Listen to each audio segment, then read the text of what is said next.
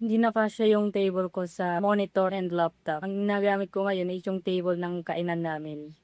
So, dati, ito yung table ko. Good for one monitor. And then since nag-upgrade ako, bumili ako ng monitor and then monitor mount. So, hindi yun siya nagapasya. Masikip na siya. So, for the meantime, ang ginagamit ko is yung table na ginagamit namin sa pagkain. So, ayan. So, medyo goods naman siya. Matibay itong table na to kasi nga plastic. And then ito is metal. So ngayon, I decided na purchase na din ng bagong table na medyo para dito sa setup ko. Dumating na nga siya kahapon, pero ngayon ko palang i-unbox. Medyo nahirapan ako maghanap sa coin shop na affordable lang, pero sulit naman. And then quality. So nakita ko tong shop na to, 4.9 yung rating niya. So ito yung parcel. Yan, malaki siya. 1, 2, 3. Parang 4 na alok ko sa paa. So, tambak sa natin.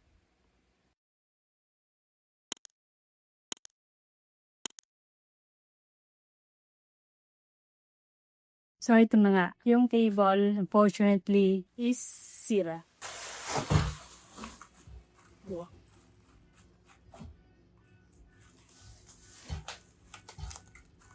Kung sira siya,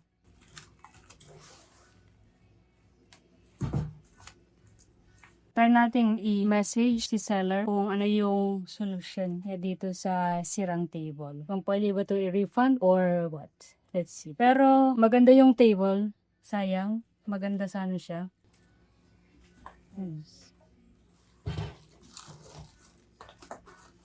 Ayan. So, metal to. Metal. Sa pag-handle siguro to ng courier. Sayang. Maganda pa naman sana. Kaya sila, try natin i-fully unbox para makita nyo kung ano yung forma niya. Papakita ko sa inyo yung table.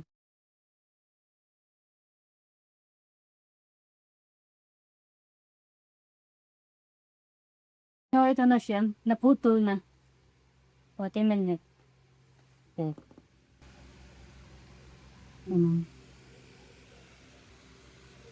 Solid, diba? Sabak naman. Yan. So, metan. Yan.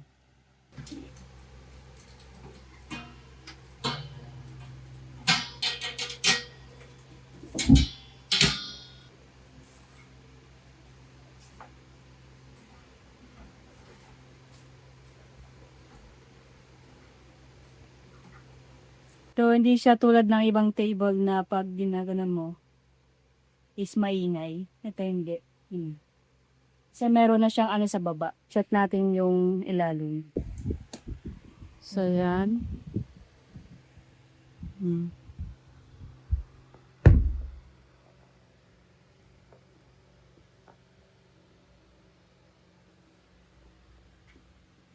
Yan. Magandang quality. Dito lang tayo nadali.